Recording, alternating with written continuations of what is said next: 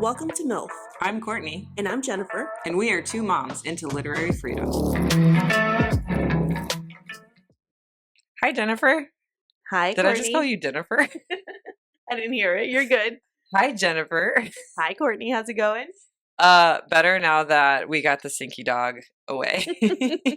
I just walked into chaos. A mole massacre. Yeah, tell them what happened. So a mole was massacred on my property today by my cat. And then my dog decided to roll in it just as Jennifer was walking through the door so that we could record. And so I didn't even know that she was here, but I was like screaming obscenities in the bathroom, I think. Or was I trying to get her off the bed? So your husband opened the door for me and all I hear is, oh my God, it smells so bad. Just imagine what a dead mole smells like. Yeah, I'd rather not. I'm good. Well, I'm glad you didn't. Maybe you smelled a little bit walking up. A little bit, yeah. Because the massacre took place on the walkway. And I just found the sad little head and like Aww. Both of its little paws were like this. And so my cat had like decapitated it. And, my daughter found it and I just kind of threw it in the bushes. I didn't want to give it a funeral or anything. But I thought that was it. And then about a minute later, we see her dog rolling around out front. Anyway. And of course, the first place she goes is my husband's side of the bed. Of course, just to really... Yeah. Dig her hole a little deeper. I will say your house did not smell, so that's a good thing. It's just outside. I did light a pumpkin candle. It's working. It's working. And then I also told my daughter I'd give her $15 if she did. Is that a lot? I think it's fair considering the mess that your dog is in right now. Yeah. Blake was like, you should have started at 10. I was like, well, I told her she had to use 2 different kinds of shampoo. Yeah. And she had to rinse her 3 different times because it was bad. It was like take her to the groomer level bad. So we'll see how well she did after this. Oh, poor thing. This happens a lot. Anyway, so yeah, we've got a lot to talk about today. We've got A Map for Palestine is the next junior book that we're going to cover. We're not doing it in today's episode, but we're going to do a separate episode. It's a Palestinian child's search for home, written by Mesa O'Day and illustrated by Aliyah Betawi. It is, just bump the mic there, sorry. We're still getting used to our new setup here. Bear with us. But it's a new book. Okay. I know a lot of times we cover books that aren't technically banned. Right. I wouldn't be surprised if this was banned like later on. But here in the free state of Florida, it's definitely not something that I think schools would be like jumping to put in their libraries. Right. Even though it's technically legal now, right? To do that? Yes. Yeah. Yeah. For the time being, it still is legal. And I feel like, yes, they would try to squeeze a book in like this, maybe. But I don't know. I don't know now.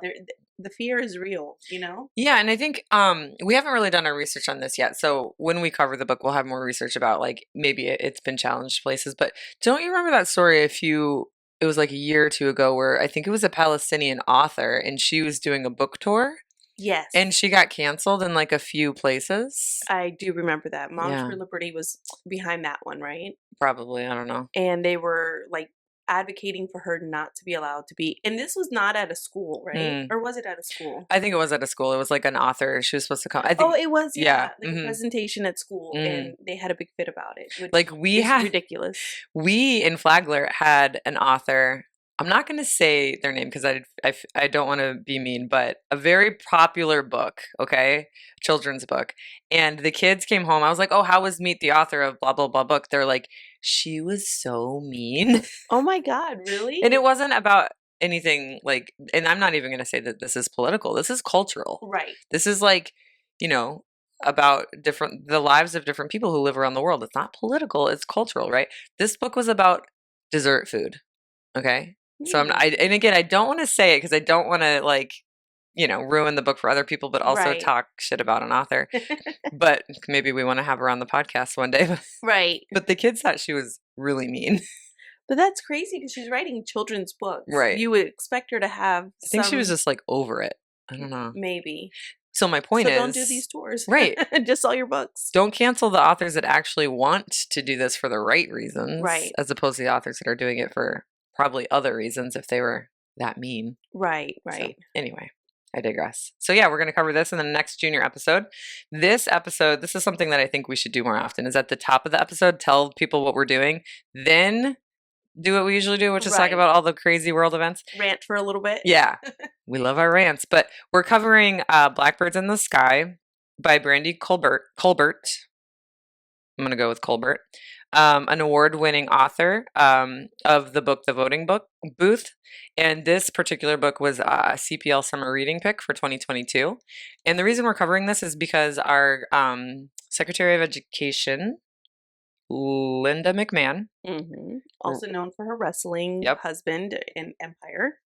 I don't know why the camera's not picking you up. I'm going to talk quieter. That's all right. You talk louder. It's okay. Your face is better for camera anyway. No. Oh my gosh, stop it. You are beautiful. The camera loves you. Okay. What were we saying? We're talking about why we're doing it. Yes. So yeah, Linda McMahon, known for her wrestling really more than anything, was interviewed back in the summer, right? And that's why we covered Ruby Bridges, is because she admitted to not, essentially she was like, I'll have to get back to you on that. She didn't have answers. She couldn't say she knew who Ruby Bridges was. She couldn't say she knew what the Tulsa Race Massacre was. And for those of you listening, they're like, I don't know what the Tulsa Race Massacre is. That's okay. If you're the Secretary of Education, you need to know these things, because they're not like, rare, or they're not like unknown things. Right. They happened, and they were very, meaningful things that happened. And, if you are in education, you know about them.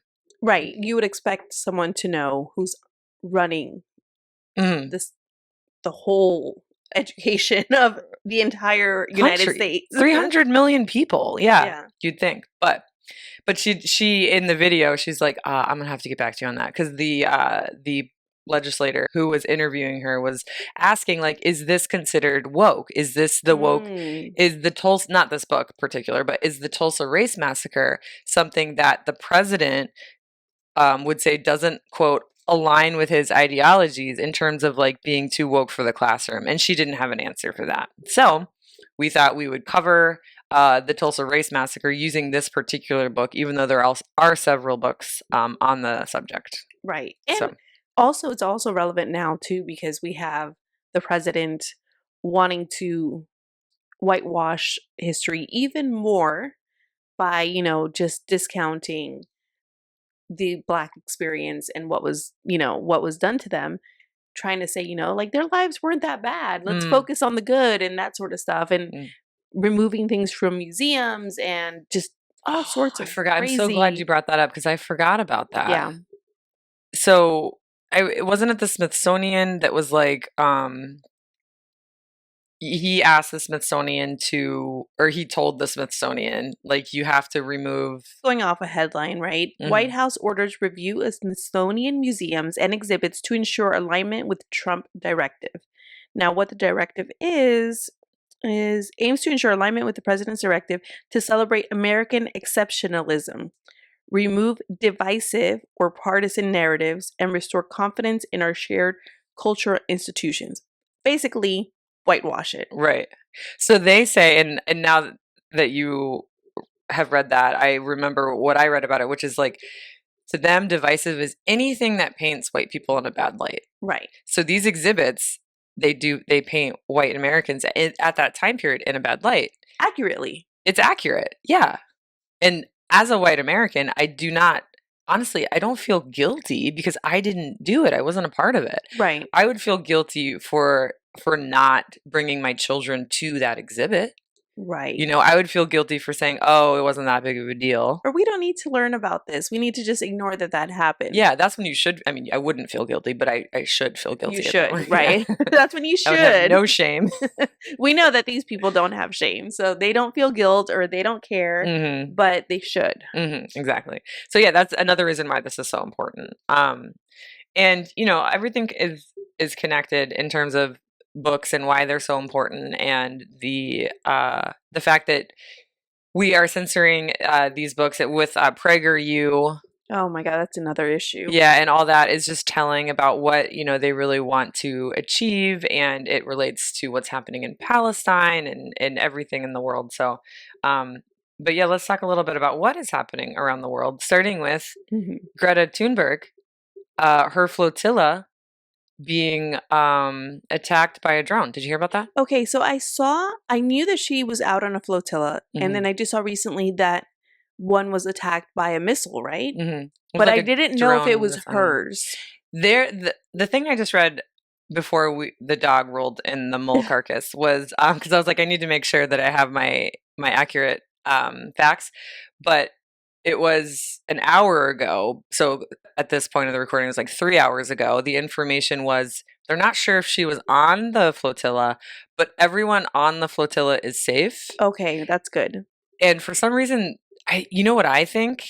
And this is just a complete guess, but they're like, we're not telling you where Greta is. Right. Because they want to target Greta. Right. Because she's like, the face, I like guess, a popular, she probably is the face because she's the one. She was like on the first flotilla, right? She started it. She was one of the ones that was deported a few, month or so ago. But anyway, that's what I think. And she's the most well-known name, I think. There are other well-known names. There's the Amazon. He's not the Amazon guy, not that one. Jeff Bezos is on the flotilla. No. Hold on a second. He's the one that was oh my God, the labor union. Yeah. Amazon. Okay, I saw that. Yeah. So he's one of them that's on there. And I'm sorry, I'm bad with names, so I don't know his name. But I know, everyone I think knows who Greta is. And it's a recognizable name. It's a recognizable face.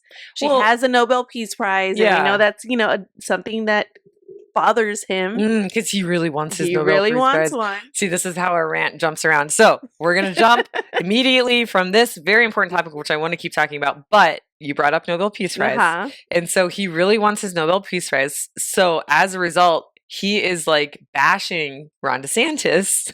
Oh, I missed that. Okay. This is, again, I'm sort of I'm not guessing, but I'm like connecting dots. But I think they connect in a really accurate way because Ron DeSantis is like, we're going to be the first state in the nation to not have vaccine mandates or they're not even mandates. Like, I don't know what he's talking about. Like, you can already claim religious exemption. Right.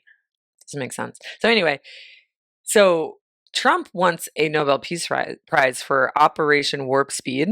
Have you heard of that? No. Okay. I actually just learned about it. I knew that he'd wanted a Nobel Peace Prize, but I didn't understand like what it was for, because I know he's also like, we're going to bring peace to the Middle East. I still don't understand why or how he thinks he gets one, but okay. I'll let you know. So I think he'll do it any way that he can, right? Right. He's not achieving peace in the Middle East. Like, that is a whole nother conversation, but he might get one for Operation Warp Speed, which was the development of the COVID vaccine. Which he called a hoax, right? Yeah. Which he wasn't even like, he like inherited that. Like, it was already, well, hold on. So if it was 2020, well, maybe, I don't know. I don't know how the times add up, but it happened while he was in, and then Biden took over. Okay. I think that's how it worked. You can't, like, one person can't claim like 100%, what's the word I'm trying to, like, I was gonna say responsibility, but that's not recognition. Recognition, I guess. Yeah, you know what I mean. I was actually just talking to my dad about this. He was like, "Did you see it? What's his name? Elon Musk. Elon Musk has this thing where it's gonna land this thing on the moon with airbags, so it's gonna like whatever." I'm like, "Yeah, that's cool, but like, was that Elon Musk's idea, or was it? Excuse me, or was it like the hundreds of people working for him idea?" And he like got kind of mad at me. I was like, the point is, like, no one person can be accredited, right? For that idea. And I think Operation Warp Speed was the result of a lot of different people coming together. It's a group project. Yeah. And that sucks when one person gets a credit for a group project. I hate this is why people don't like group projects. Exactly. Yes, that's true. Because it's so hard to like, work together. And also, like, if, the whole group should get recognition. Right. Everyone should get a trophy. Right. Everyone who took part, especially. Right. I mean, like, if you know damn well he did not have anything to do with anything no that was important no. to this. No. Absolutely. And he was against it the whole time. Yeah. Like, how? And so here's what he's saying now. He's saying, there's some vaccines that do a really good job, polio. So like he's like pro polio. Suddenly he's pro vaccines. Yeah. Well, he's not pro all vaccines. Okay. He's like pro polio. He's like just the ones that he understands, like his tiny little brain understands. So anyway, Ron DeSantis is like trying to do this whole thing where we don't have any vaccines, and he's not making any sense, and unsurprisingly being a hypocrite, and saying the opposite of what nothing makes sense. Right. Nothing right. makes sense, yeah. I thought you were going to bring up how he wants the Nobel Peace Prize, but at the same time changed the Department of Defense to the Department of War. Yes. No. Which is like so like the irony there, the contradiction there. It's like exactly. Yeah. Yeah, because Nobel Peace Prize is like, while it might not be like, I mean, peace specific, but yeah, it's specific to like bettering our world in right. some way. And changing it to the Department of War and giving Pete Hegseth, of all people, like that responsibility, and declaring basically war on one of your own states. Because have you seen, if you haven't, go on Instagram, and I used to hate Instagram, but go on there and check out the White House post. Oh God. And you will be appalled. Appalled. Okay. So I know that I talk about Gavin Newsom and how much I love how his, how he's matching Trump's energy. Right. Instead of just being quiet. Right. And so, yes, people are having an issue with that sometimes, that it's unprofessional or whatever, but he's matching someone else's energy. That's what he's doing. Mm-hmm. The White House, though, the White House that represents everyone, posting personal attacks against U.S. citizens, their own citizens, declaring war against their own states is just wild. And it looks like, someone said in a comment, it looks like Barron Trump runs this account. Yeah. It's so immature. Who runs that account? The AI images alone. Oh my God. It's embarrassing. Have you seen the one about the Chicago apocalypse? Yeah, that's what I was talking about, where he's declaring basically war on the U.S. Yeah. And then he did one against Rosie O'Donnell. Oh, yeah. Yeah. It's just it's very bizarre. Mm-hmm. Here's the Rosie O'Donnell one. Let me oh, no. I haven't seen that one. Oh, that's terrible.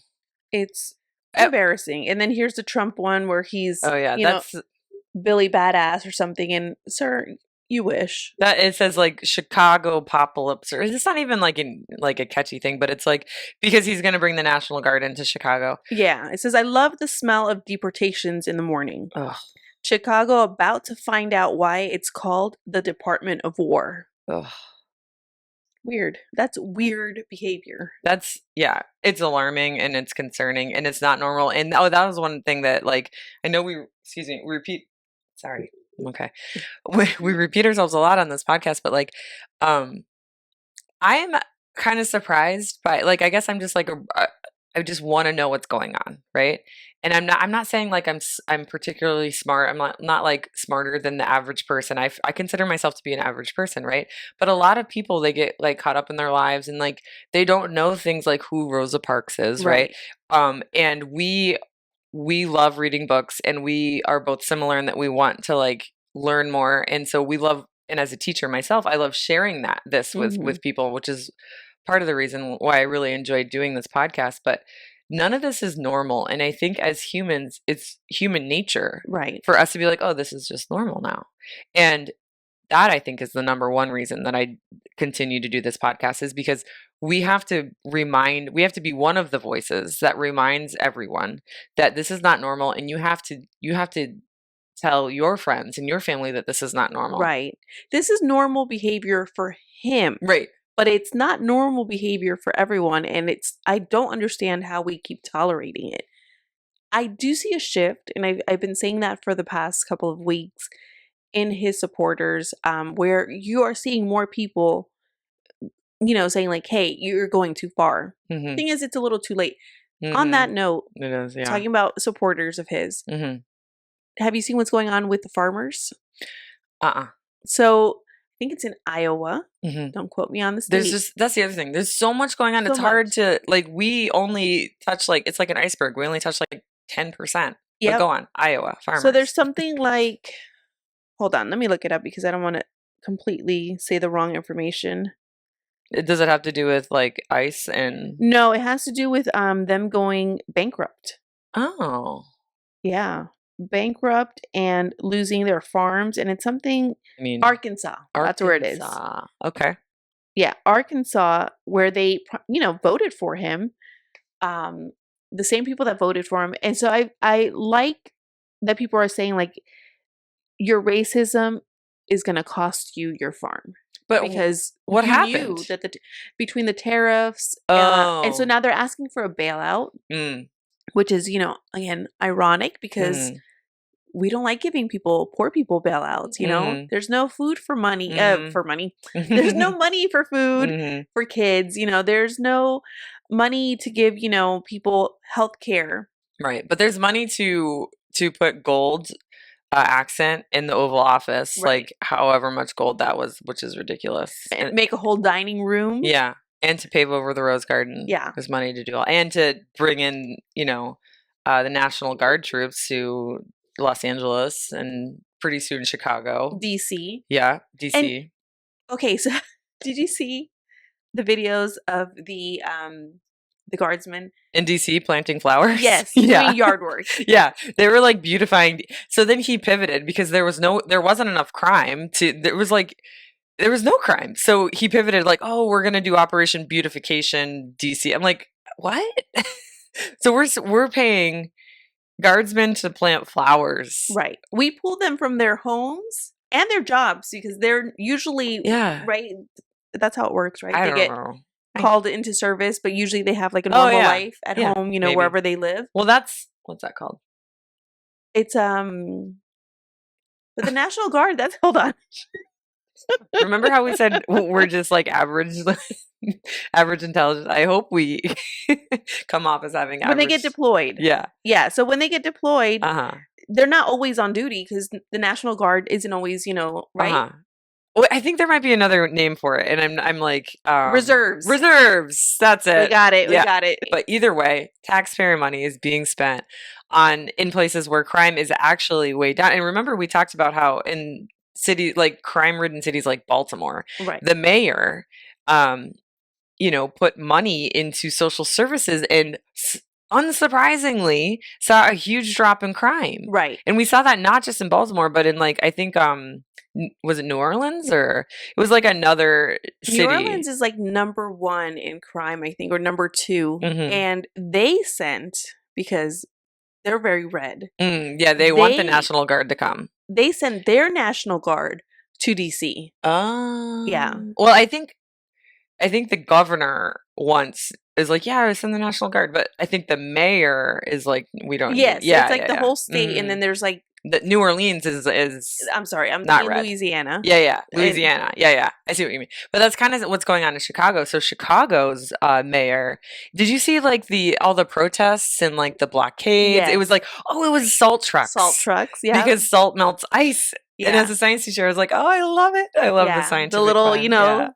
Yeah. So in case you didn't know, digs, because living in Florida, why would you know that salt melts ice? But salt does melt ice, and so that was like really cool for them to deploy all of the salt trucks that prevented ice from getting into their city. I don't know. I mean, obviously, it probably didn't work for forever, but yeah.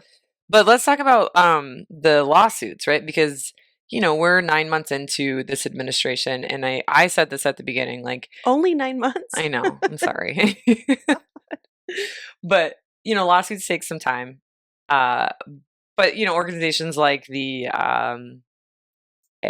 what's the one that starts with A? Oh my god, ACLU. ALCU. I was like thinking NAACP, which does a lot, but the ACLU, American Civil Liberties Union, I know what it stands for. In many organizations like that, you have to wait for them to file a lawsuit, and then you have to wait for it to go through the courts, right? And so we're seeing that happening, and we saw that with LA, and they basically said that you can't send troops to a state that doesn't want you to send troops to it, right? Right. And they like cited this thing, this Latin thing that I can't remember. It was like something posse. Do you know what I'm saying? P-O-S-S-E. I'm sure there might be someone smarter than me listening that knows what I'm saying. But anyway, the bad news here is that in a emergency ruling, SCOTUS lifted the limits on roving patrols in Los Angeles. And what you're talking about now is the bad thing that's happening, where the Supreme Court will now basically allow racial profiling. And basically, if you look Hispanic, if you look like you speak Spanish, or they hear you speaking Spanish, that is enough for them to stop you and find out if you're here legally or not. Yeah.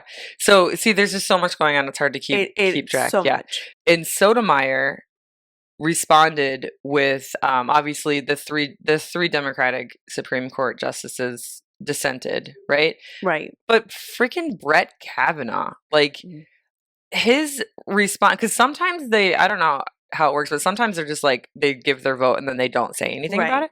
Brett Kavanaugh said something about it. And so he gave like a really long response, and he kept saying things like, well, I think it's okay for them to do brief stops. And so he kind of made it seem like what ICE is doing is like briefly stopping you because, you look Hispanic. Let me just like ask you a few questions and then let you go. That's not what's happening. Yeah.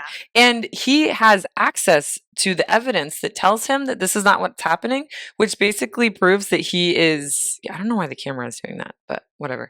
Because I've been talking for there we go. So basically just like outs him as like someone who doesn't know what he's talking about, which is that surprising? No. Should he ever have been a Supreme Court justice in the first place? No. Yeah. It's not. And so when I read that, I was like, yeah, that's not surprising. This guy's an idiot, right? So I'm going to read some evidence that Brett Kavanaugh had, at his whatever disposal to read, and he still voted to allow this racial profiling that you're talking about. He had full access to this information, and it describes how people were denied access to medical care and medications, and how one person who missed receiving chemotherapy, even though they had a doctor's note saying it would be detrimental to their health, right? Right. And he just, in his response, he just keeps saying, brief investigative stops may briefly detain an individual. Like, that's not what's happening. No. And they're taking people who have valid IDs, who have green cards on them, who have their passports on them, their driver's license.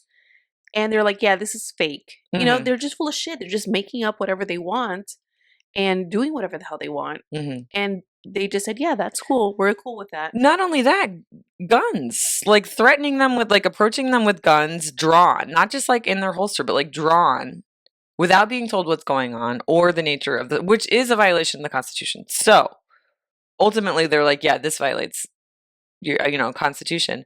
But there was an emergency ruling, which was like a quick ruling, so that they can, I don't know, it's not over yet. It's going to come back. Okay. Right. But in the meantime, how many more lives are going to be ruined? So now they can't show up with guns pulled? Is that what you're saying? No. This was like, I think like they lifted the limit. So like a few weeks ago, I don't know how long, but it was like, it was ruled that this was against the Constitution. Like what you can't, was? Like racial profiling. Okay. But now they're saying it is. Yeah. So they just, keep going back and forth. Yeah. I mean, it's really hard to keep up with, but I think the thing that like really stands out to me is like, you have an accent, maybe you're passing as white, right? But you're speaking English with an accent, so I can briefly question you and then use my judgment as a racist white MAGA ICE agent and detain you, which we saw happen in Florida with a Hispanic man who was literally born in Florida, and his mom had to go home and get his birth certificate, saying he was born in Florida, bring it to the judge. The judge was like, why is this man in jail? ICE agents, even though they knew that the birth certificate existed, still asked the judge to keep the man in jail. Right. Do you remember that? Yeah, I do. He was 18. And the judge was like, no. Yeah. No, and for me, that's like a real fear. My mom has an accent. My husband is, and both of them are U.S. citizens. They both have accents. My husband speaks very very heavy accent, you know? So yeah, he's like now always like, yeah, I'm going to carry my passport with me wherever I Oh my go. gosh. And I'm like, it's not going to make a damn difference, you know? Oh, it's terrible. And not to freak you out, but like it was reported that ICE was in our county today. Oh, really? Yeah, and so that's the other part of this Supreme Court ruling is not just like you look Hispanic or you're speaking with an accent. It's we're going to go to the labor heavy areas like the farms Right. and the construction sites. And I don't know how accurate this is, but there was ICE was reported to be at the Klein construction site, which Klein is like a huge construction name here. But I mean, I don't know what happened, but you don't think it's going to happen in your town. Right, right. Especially when your town is tiny. Well, but look at what happened at the Hyundai plant in Georgia. And those were all Koreans. Yes. And here's the kicker, right? And I point this out because if you don't know, I'm very like mad at Hispanics that voted for Trump. And Georgia, the Korean population, 80% voted for Trump. Koreans in Georgia? Yeah. Wow. So obviously it's not the people that were detained because they can't vote, but you are voting against your own people. And you don't even like clock that. And it bothers me to no end. I wonder if it's like similar to the Hispanic population that you've mentioned before, like with the deep-seated religious part of it. Because like I don't know much about Korean culture. Me neither. I can't speculate to that. I just know that I saw that it stated 80% voted for Trump. And then now they're seeing their own people getting I think it's more of they thought it was going after Hispanic people and that they weren't going to be part of the equation. Oh. And now they're, again, they're in the FO stage. They're in the FO stage. And they were deported. Well, not the people that voted because they No, the people in the Hyundai dealership. They were deported, right? They've been detained. I'm not really sure but pretty much that plant has been shut down. And now I think from what I read, they were on a plane back to South Korea. Yeah. Like I thought South Korea was upset with what happened because this was like a partnership that they had with South Korea. Yeah. To bring this plant here. And so now they've kind of just ruined all of that. Georgia now lost a lot of jobs because that plant, I don't know what's going to happen there, but it was a disaster. And it's all rooted in racism because these people are just there working. They're not criminals. Yeah, absolutely. And to go back to, the criminal aspect of it, like I think you've mentioned this before, the reason that a lot of Hispanics or whatever groups of different, even the Koreans, like voted for Trump was because he said he was going to deport the criminals. Right. Which he hasn't done. No. And to the point, like if you listen to, what is her name? Carolyn Lyon Levitt. Oh, yeah. Yeah. Well, if you listen to her at her press conferences, she will talk about one person as an example. Like, oh, look who we caught. Yeah. And post a picture, and this is what they did and blah, blah, blah. You're bragging about thousands of people that you're deporting. And you have one example, 2 examples of people as criminals. You don't have hard numbers like, 90% of these people are criminals. And one of those people, though, is Abrego Garcia, who's not even a criminal. Right. It's just ridiculous. But they still pretend, they still want to portray him as a criminal. Right. Yeah, they're working hard to do that. The stinky dog wants to come in. You get out of here. Get. Go on now. Yeah. Go. Yeah. I'm not touching you today. Yeah. You can go up there. I don't care. Let me know if it's... Oh, she smells good. She does? She smells good. Yeah. You just stay over there. Jesus Christ. She's like proud of herself. No. Jennifer doesn't mean to give you attention. She's not going to look at you. No. Don't look at her. Not looking. Oh. I'm not even looking at you. Go away. Yeah. Anyway. Okay. Based on statistics, and I don't have specific numbers for you. They're not hard to find. But yeah, look them up. Who is causing most of these crimes, especially like what is the runner that they love to, and I'm not making fun of. Lake and Riley. Lake and Riley, right? They passed a whole law based on Lake and Riley Act, yeah. Okay, because yes, she was assaulted and killed by a immigrant.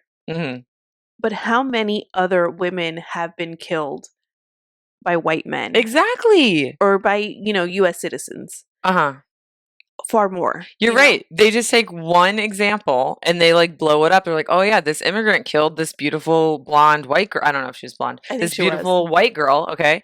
And yeah. And they're doing the same thing with the trans school shooter. Right. And suddenly we forget about all the 99% of the other shooters that are just white and male. You know? Mm-hmm. That's not a factor. No. Yeah. It's suddenly a trans problem. Right. It's suddenly a mental health issue. Right. Yeah. So now they're saying like, oh, if you're trans, you're either not allowed to get a gun or you're like susceptible to like tests. I'm like, great, do that for everybody. Exactly. And surprisingly, and I'm not pro NRA at all, but the NRA actually said, no, we're not cool with that. Oh, wow.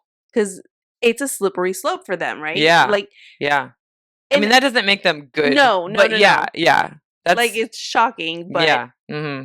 Oh, and that reminds me too, like all the countries that are standing up, because, you stand up to Trump, you're brave. You stand up to Israel, you're brave. Right. And we're seeing that happen with a lot of European countries. They're like, I'll have to look at it on my phone. I think it was Ireland who said if anything happened to one of the flotillas, they were going to shut down. But I think something that the Irish government can do would shut down like trade in Europe completely, like lock it down. Oh, like because Ireland has that much influence or something?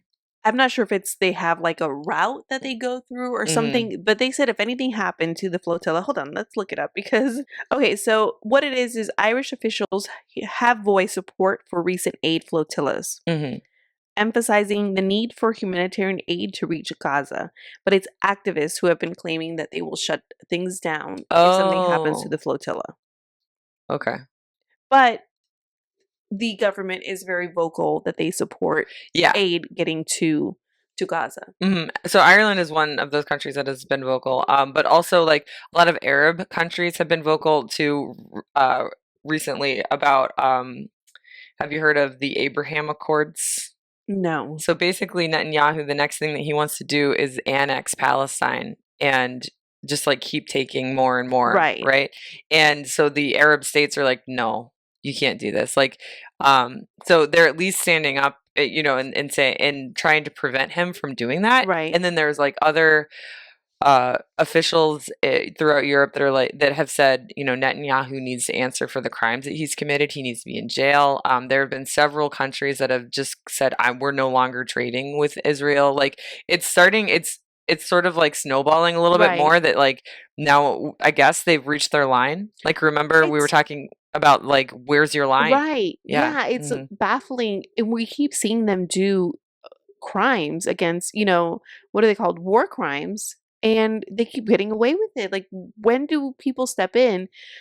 And the U.S. is no better. They just bombed or took out a boat that was coming from Venezuela. Oh my God, I saw that. They're just claiming that it's even if every person on that boat was a drug dealer, they do not deserve to be killed because due process is a constitutional right, whether you're an American citizen or not. It's international waters. Right. It didn't happen in our water. Right. But even here, if we're talking about due process in the States, like that was one thing that some people were like, well, due process only if you come here legally. No, that's not true. It's due process. If you're a human being, it's due process. Right. Yeah. The same people that claim to love the Constitution. I know. Do not read it.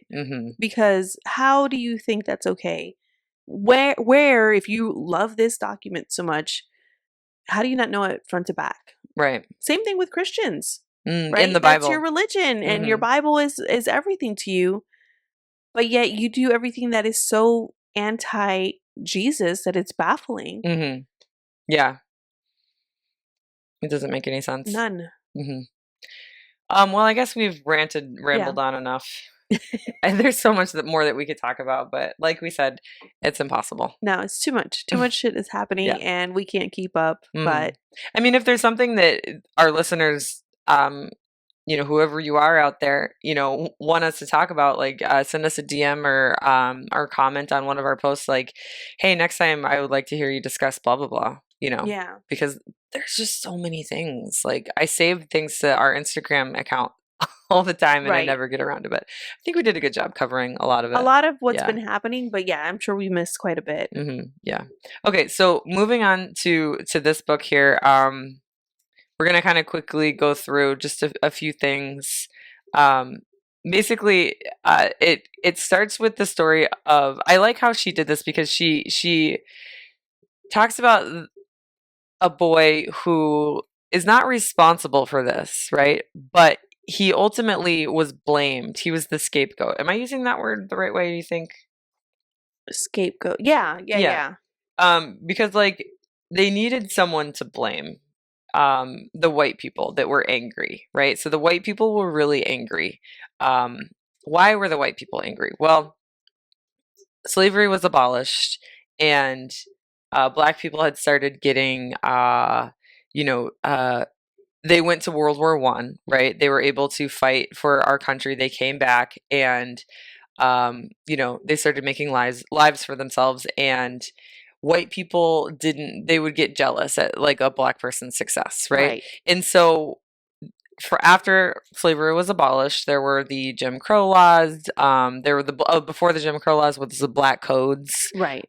In which black people were treated unfairly and so on. So the author does a really good job at sort of like building up to why this massacre occurred in 1921. Because it wasn't just like a fluke event. Like it was like kind of building up. Right. And so we talk about the lynchings, where a black man accidentally brushes shoulders with a white woman. And so he is torn out of his bed in the middle of the night and strung up in a tree. Yeah, it's basically, and we see that still today, where they're just looking for a reason. We see that with police officers. They're just looking for a reason to be able to attack you. So you'll see, to me, it just reminds me of what's happening today. You'll see a cop say, "Stop resisting," and the person's not resisting. Right. Like, what are you talking about? But now they've put it out there. So the moment you just kind of even move, you're pulling my arm back and twisting it. Your body's reaction is going to be to try to adjust your arm back. It's not that you're fighting. But that is all they need to be able to throw you down on the ground now and beat the crap out of you. Yeah, I mean, so this book actually talks about like the birth of police. Like I think in the North they were called night watchmen, and it was actually a punishment. So like you were a night watchman if you got caught gambling or drinking too much in public, and they're like, "Oh, as your punishment, we're going to make you be a night watchman." You sound like you're perfect for law and order, right? And so that kind of person became a police officer and would go and bust other people for whatever. So you can imagine what kind of people they went after. Right.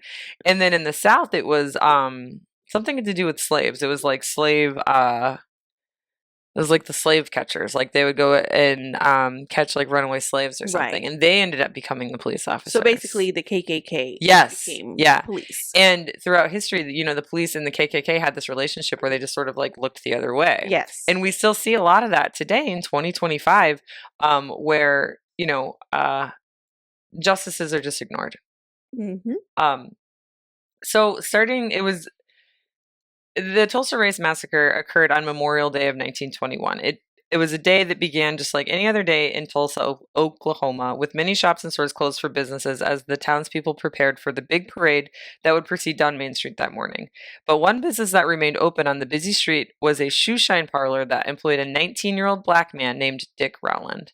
And so the author goes in to give you a little bit of background about Dick, which I'm not going to do, but like most black people at this time, he kind of grew up in an unfortunate environment and struggled to get where he is today, which is having a job, right, and being able to provide for himself. And that was thanks to a woman that took him under her wing, right?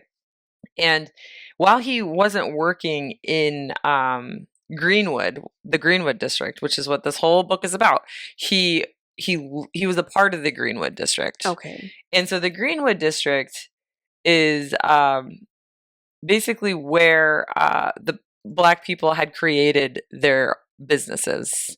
So it was created by, is also known as Black Wall Street. So it was created by two men who had a little bit of money. And back then, it was easy to buy land, so they had enough money to buy like a big piece of land. And they only gave out loans to other Black people. And so they would say, come to Greenwood, you know how to do hair? Here's some money. Open up a hair salon, right?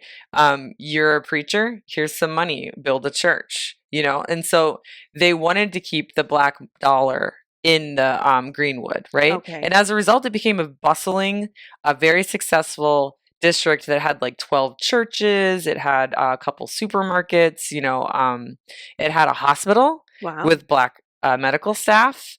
It had several schools and houses. It was just like, imagine a small town in 1921. Right. So Dick Greenwood had to pee. Okay. This is all because he had to pee. I'm trying to see. I don't want to read too much. Okay. So he had to pee, where he had to go use the restroom as there were no colored bathrooms in the shoe shine parlor. Back then, elevators required manual operation to run up and down the floors of buildings. And the elevator operator that day was a young white woman named Sarah Page. Always a young white woman. Always, yeah. Says the not young white woman.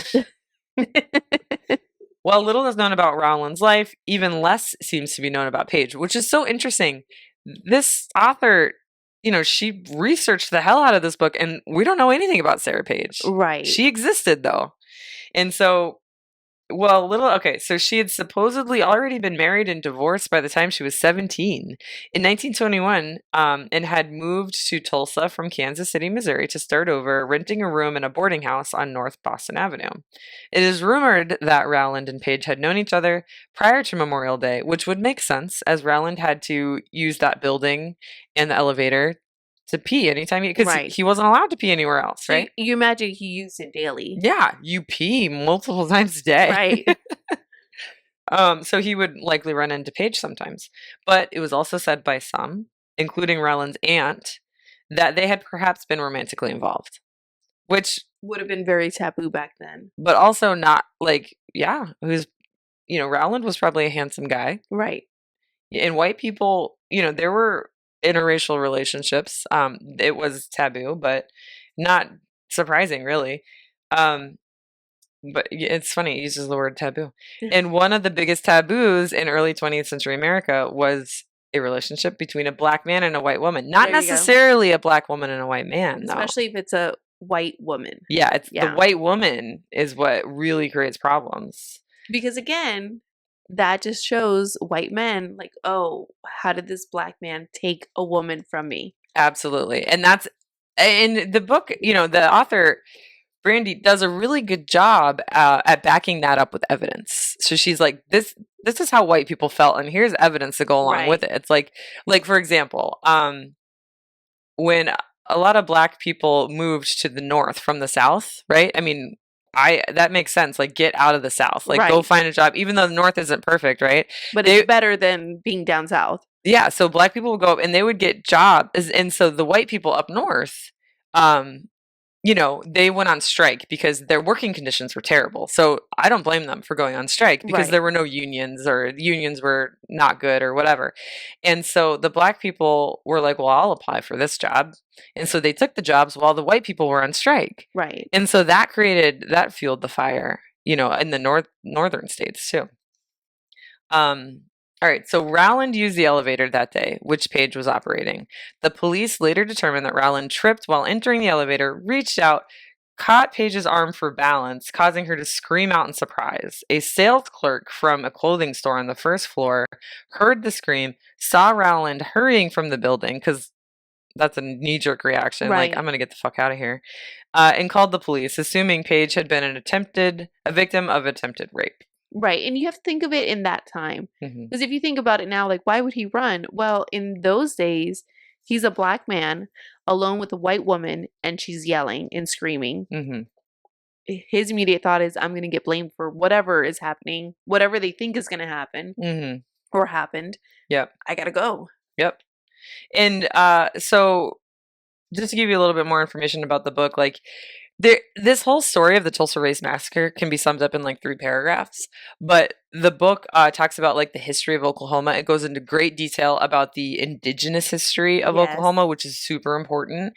And to me as a teacher, like a really important book that could be very easily incorporated into middle school and high school curriculum. Yes. It's history. This is history. And this is what, like, how kids get engaged. Right.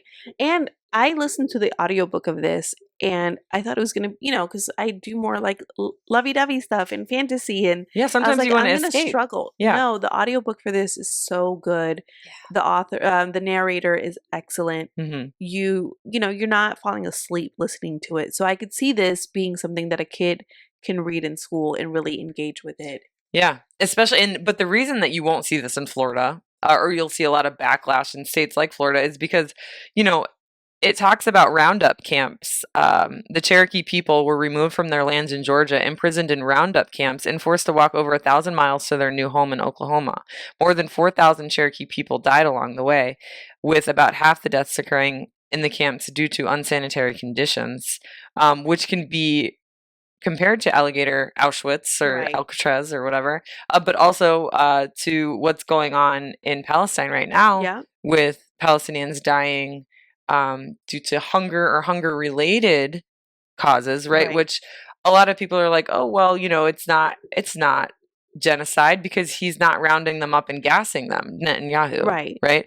But he is deliberately preventing aid, food, medicine from getting to them. Right. And that is still like an it's a direct way of murder. Yeah, you're starving them to death. You're also bombing their hospitals and their schools and their churches. Mm-hmm. So you're not giving them anywhere where they can find safety. Right. Or directly shooting at them, like in the case of so many victims, but the one that has been made sort of like an example is in Rajab. Young girl that there was like hundreds of bullets. Mm-hmm. Her car was riddled with it. And there's a documentary out that I don't know if I'll be able to bring myself to watch because Miss Rachel watched it and then she gave her reaction on social media and she was just crying the whole time. Yeah, I was like, Miss Rachel, if you can't I can't. You know? But I am going to try and watch it once it becomes available. I don't know how available it is, but that's going to be really hard to watch. I've seen videos of like you'll see the baby when it was born, and you'll see the conditions that child is in now, just weeks or months later, and it is like it's indescribable. Yeah, if you are not moved by that, I don't understand what is wrong with you. Mm-hmm. And I don't understand how you can say you're pro-life, that you support children, that you're trying to save children, and you can see that and be like, as Randy Fine said, let them starve. Exactly. Right. If you go and vote for someone like that after you have that information and, then you're the problem. You're part of the problem. You're complicit in this genocide. Right. Right. But back to what I was saying about this being in schools, it's like, and the same with Trump wanting the Smithsonian to remove anything that paints white people in a bad light. Like these roundup camps are direct, like a student would read this and be like, oh yeah, that kind of sounds like what's happening right now. Right. And DeSantis knows that, which is why Florida is one of the states with the most bans. But anyway, let's, fast forward basically to Rowland is in jail, right? He's on the third level of this jail. And like slowly but surely a white mob starts to form. Okay. And they're like breaking down the door. But there's a sheriff who actually is like trying to do his job. He's like, I'm not going to let you get to this guy. Right. He needs, he's going to be tried the way he's supposed to be tried, I guess. But ultimately, the white crowd just gets bigger and bigger because the black people of Greenwood are like, no, we have to go and do something. Right. And they're like, this is our town. This is our person. Like he lived in our community. He lives in our community. And so they go, a small group of them with guns because they're allowed to have guns. They had just come back from war and they have guns from war. Right? Which a lot of white people don't like either. No. And so they don't like that black people are starting to act like them, right? And have all the same rights and privileges as them. And so when they see this small group of black men with guns trying to protect Dick Rowland. You can only imagine. Them more. It gets bigger and bigger. And not only, another thing that the author, does a really good job at is she includes newspaper clippings from several newspapers in the area of headlines and articles, right, that only add fuel to the fire. Right. The white newspaper especially was like something about I don't know if I'll be able to find it on command here, but something about like Negro will hang, or like encouraging the white population to come and like fight for I don't know, the justice of this white woman whose arm was touched. Right. Like, what are you talking about? For her honor. Yeah, fight in her honor. I don't know. But the headline was just like egregious. Oh, I just found it. Nab Negro for attacking girl in elevator. And then that was the morning newspaper, right? Because back then newspaper was like social media. Right. So they like published and released newspapers really quickly.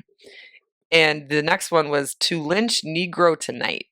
So what do you think of if you're like a white racist man at that time and you're reading the paper, to lynch Negro tonight? Oh, I know what I'm doing tonight. Right. I'm going to go watch this. I'm going to go take part in this. Yes. Yeah. And so that's what happened. And so eventually I think they gave up on Dick Rowland. And they're like, because the sheriff was like, okay. So this story could have gone one of two ways. Or it could have gone in a different way. The sheriff could have been like, fine, I'm going to turn my cheek, I'm going to look the other way. And you're going to go up there and you're going to grab Dick Rowland and you're going to hang him. You're going to lynch him, right? Right. Which has happened. Again, this book does a great job explaining, how many times that's happened. Right. Since, the beginning. But that didn't happen because the sheriff was like, no, you're not going to do that. Right. So what did they do? They went to Greenwood. And that's essentially what happened. Okay. So they were like, we're going to go to his neighborhood and destroy everything because we're hateful people. Mm-hmm. So I have a couple of things that I highlighted that I can read. And, a couple of the quote good guys they were really trying, like the sheriff, and a couple other ones like there was like a grocery store owner, right?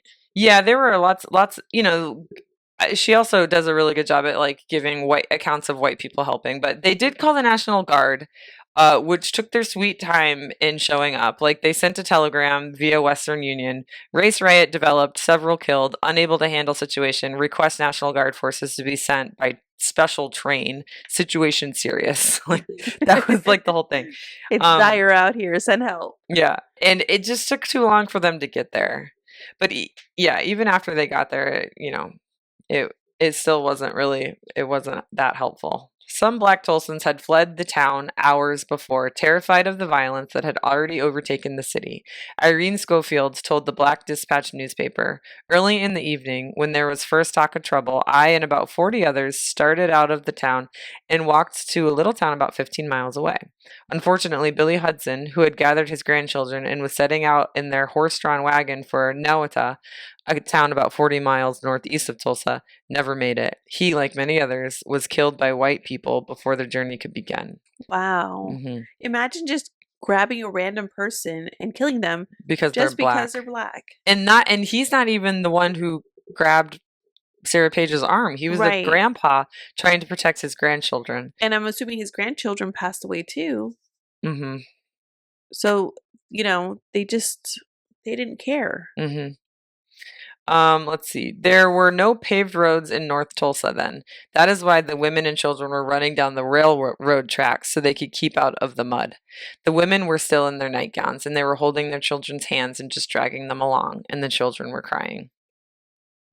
And what I think is really special about this book is she actually like interviews people, right? Or finds primary sources and includes them in the book. And also, like this picture here, so the research is just incredible. And this picture is a black man who has his hands up. And it says, a man is detained by the white mob on June 1st, 1921. This was after, right? Standing on the south side of the Frisco Railroad tracks near North Cincinnati Avenue. And once the National Guard had gotten there, they started rounding up all the survivors, and then they had to just like live in a camp until a white person could come and claim them. And if you didn't have a white person to come and claim you, you were just there until they could figure out what to do with you. That's wild. Because they didn't have anywhere to go because their houses were burned down. So if you didn't have a white person to come and like vouch for you, you were screwed. Right. So a lot of white people went and vouched for people they didn't even know. Yeah. But I mean, I just couldn't believe that. But the book is called Blackbirds in the Sky. So is that referencing, because I know that the town was bombed. Yeah, there's a quote at the beginning of each chapter, and I think it was like one of the... Oh, I found it. That's so lucky. All right, it says, I saw what I thought were little blackbirds dropping out of the sky over the Greenwood district, but those were no little blackbirds. What was falling from the sky over the Negro district, as it was called in those days, were bullets and devices to set fires and debris of all kinds. And that was a direct quote from Genevieve Elizabeth Tillman Jackson, a Tulsa race massacre survivor. So that's where that came from. Yeah. Because that's what really like destroyed the city. Yeah. Not so much, I mean, obviously the mob didn't help, but it was the bombing that really destroyed everything. And then, so yeah, I know I kind of glossed over that, but like we say with every book, like go read it for yourself. Yeah. Like, you know, I took extensive notes on this and because, you know, you always think like, oh, I'm going to talk about this on the podcast. Right. I mean, I did what I could because we've already been talking long enough in this episode. But, you know, one other thing that she does that I think is really, really cool is the afterword. Did you get to that part in your audiobook? I didn't. Okay. She just talks about today. She talks about, then I was so sad because this was the first time Trump was elected. And I was reading it, I was like, oh God, it's only going to get worse. Right. You know? But, you know, I'll read the last part of it because she truly is, as you said, you know, you were engaged in this book, even though it's not like a lovey story or anything, but it is like, you want to know what happens next. Right. So she says, what would this country look like if more Black people grew up being taught their history? Which is what Trump wants to erase. Right. As much as they are taught the stories of white Americans. How would people interact with one another if white Americans learned early on that they are not the center of every story, or that their stories are not the only ones that matter? I am haunted by these questions the further I dig into this country's past, but I am not deterred. And while I hope this book contains some answers about the history of the complex relationship between the United States and Black Americans, I hope it also raises some questions for its readers. A framed art print hangs in my home that reads, "Ask more questions." I've always valued this advice. I see it as a nod to my love for journalism, which I spent 4 years studying in college. But these words are first and foremost a fervent reminder to continue seeking out the truth every day and to never stop sharing it, which is why we do this podcast. Right. So. Yeah, and I will say too that I did not hear about Black Wall Street until a couple of years ago. On a lot of Black history that I've learned has been through social media. Social media, man. I used to be like, you know, the world would be a better place if we just didn't have smartphones. That is not true. Right. That is not true. We need to know what's happening. Yeah. And I learned about the Chiquita Banana Guatemalan coup through social media as well. Right, which is amazing because I'm Guatemalan and I don't know about that. I bought a book on Thrift Books about 2 months ago and it still hasn't come yet. I don't know why. But it's on the Guatemalan coup. There's not very many books on this. Right. But it fucking happened and it had to do with Chiquita bananas. Okay. And, you know, Guatemalan, one of the biggest exports is bananas. Right. Well, America basically, you know, was like, no, we want in on this. We're going to form a coup in your country, in Guatemala, and like overthrow the government just so that we can get the banana money. Which is what we see happening a lot. Like if you think Venezuela is sending a bunch of drugs into the U.S., what we're after is oil. You know, they have one of the biggest oil reserves. What Americans are after. Yes. Yeah. Okay. But you know, it's always, you know, they'll find a reason to go into these countries and to overthrow them. What'd your husband think about that? You know, we haven't talked about it really? a whole lot. Yeah. He just kind of makes a face. Just to clarify, he's Venezuelan, right? And you're Guatemalan. Yes. You know, he's always said it's about the oil. Yeah. Yeah. He's that from day one. He was like, yeah, it's about the oil. But my husband was not an anti-Trumper from the beginning. But that's because correct me if I'm wrong, but he was in the group where it's like, oh yeah, get rid of the the illegal criminals. Right. That's not. There aren't that many. No. There's not enough. No. And I kept telling him, they think you're the criminal. And he was like, no. And now he's like, yeah, now he's got to tell everybody that I'm right. That I was right. I love it. I mean, I hate what's happening, but that's a silver lining for me. Yeah. I was right. I mean, I didn't want to be right, but I knew I was right. Like, how did you not know? That's my question. Like, to my husband all the time, I'm like, how did you not see it? How did you not know? But here we are. Well, and you can ask that question for so many Americans. And it's just, and I used to want answers, and now I'm just like, what's the point of having the answer? What happened. Hopefully, like, you know, we can work at a community level. Right. And, you know, when I say community, I don't just mean like our town. I mean like our podcast community or your TikTok community or like whatever, like your little circles of the people that you trust and stuff.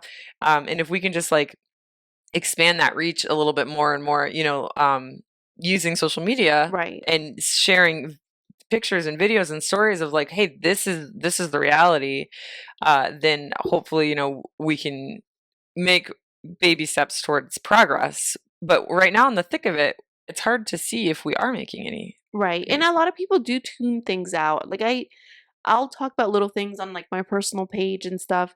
And I love to wear t-shirts that say things.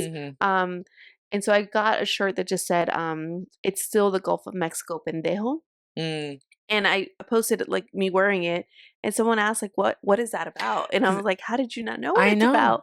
But she's like, yeah, I don't pay attention to a lot of what's happening because it's bad. It's all bad. And so I'm just tuning it out.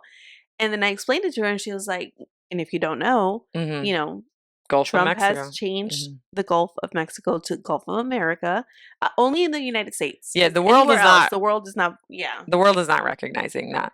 But thankfully, you know, so she had no idea, and she was like, what an idiot. And I'm like, yeah, that's kind of surprising to me, but also I guess it's like what's it called, like you know, like a form of self-preservation.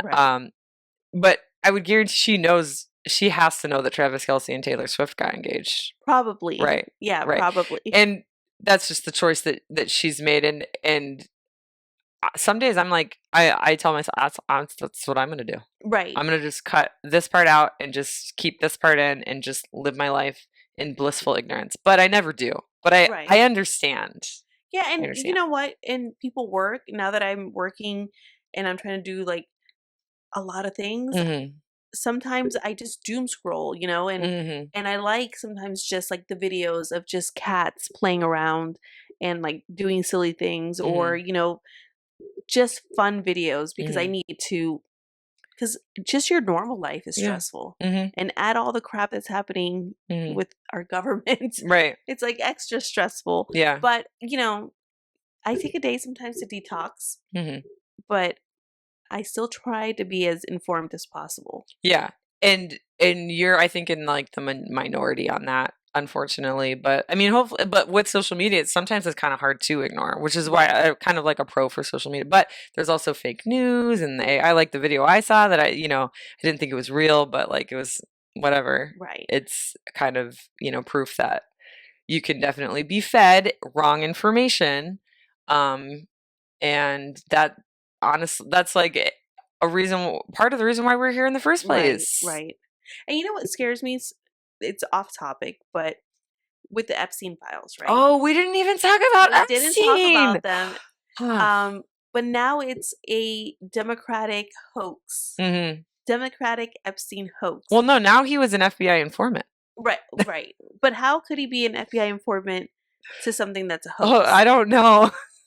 Did you see that they released like the birthday book today? I did see like the picture, and can we talk There's about lots the picture? Of pictures. Okay, but the drawing of the woman, yeah, that is not a woman. Look at the picture. That is not an adult woman. No. That to me was very childlike. Yeah. Well, so that picture's been around for a while now, but now recently the whole book has been published. And so now there's like in the birthday book, there's like cut up photographs with the faces are censored. But you can tell just from looking, like they're girls. They're girls. Yeah. And, they are respecting the privacy of the victims, but you can see, and it does name like a few, it names like men. Right. Who I guess the idea is they wrote letters or poems to put in this birthday book. And then they're from like certain men who probably knew what was going on and partook in it. And that's why we saw Donald Trump's first. And then there's all these other men. But yeah, there's lots of pictures that. And then we had the victims who went ahead and had a press conference and they spoke up. And then the administration decided to fly fighter jets over them while they were talking, which just ended up like amplifying the story even more. Right.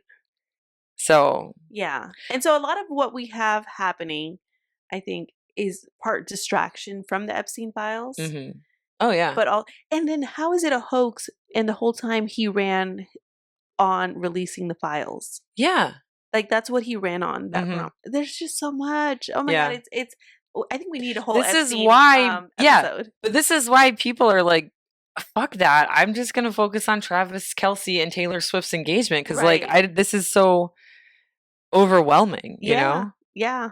It is. Stay woke, people. You got to pay attention. Yeah. You have to. Like take a day off, but then come back. Last thing we'll say before we end this episode is the protests and, the response from the people, right? Like the city, we didn't even talk about Boston and the badassness that's going on in Boston right now. Like cities are like responding, and it gives me hope.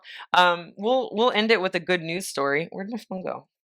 There it is. I found it. I was like, I don't see it. I mean, there's a lot because, it's really easy to keep track of the good news stories once you follow the account. Good news. Here, I'll give you the handle in just a second. Good. 3 goods. And then CO. Co. Okay. So it's good, co.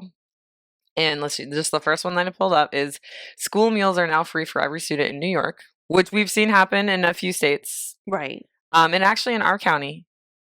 But it's not always that way. Right. It's like they vote every year to see if it's going to be a free thing. Yeah. So thanks to New York's new universal free meals program, every student in the state will receive a free breakfast and lunch at school. No application or income checks required, which is a huge deal. Right. Huge deal. That's how it should be in every state, every public school. There shouldn't, if you're going to public school, kids should just not be hungry. So. Oh, it was Spain. I found it. Spain officially suspended all arms exports to Israel. Nice. Boycotting Israel is becoming a new trend in Europe. That was good news too. Good. Yeah, that is really good news. I mean, I think feeding children is always a good thing, but seeing changes like that, like that's going to make an impact. And another one, Turkish garbage collectors opened a library full of books people threw away. And look at this picture. Oh my God. It's a ton of books. A ton of books. And it looks like they did it in a tunnel. Oh my gosh. They're just oh, that's cute. Let's see if we can. There we go. Sorry. So yeah, I thought that was really cool. Since we like books and stuff.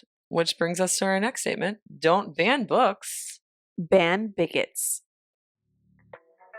This episode has been engineered and mixed by your hosts, Jennifer and Courtney. You can listen to the MILF for Books podcast on iHeartRadio, Apple, Spotify, or literally any podcast app you want. Check out our MILF for Books YouTube page. That's MILF, 4, Books. And don't forget to like and subscribe.